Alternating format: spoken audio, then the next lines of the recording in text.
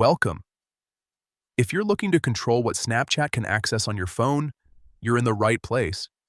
In this quick guide, I'll show how to block Snapchat from accessing your phone features by adjusting a simple permission setting.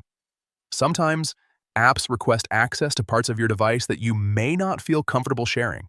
Snapchat, for example, may ask for access to your phone permissions, which can include call-related features or device information.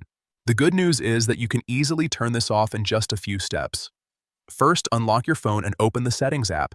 This is where all your device controls live, including privacy and app permissions. Next, scroll down and tap on Apps, or on some devices it might be called App Management. This section shows you a list of all the apps installed on your phone. Now, look for Snapchat in the list and tap on it. This will open the app's information page, where you can manage everything related to Snapchat on your device. From here, tap on Permissions.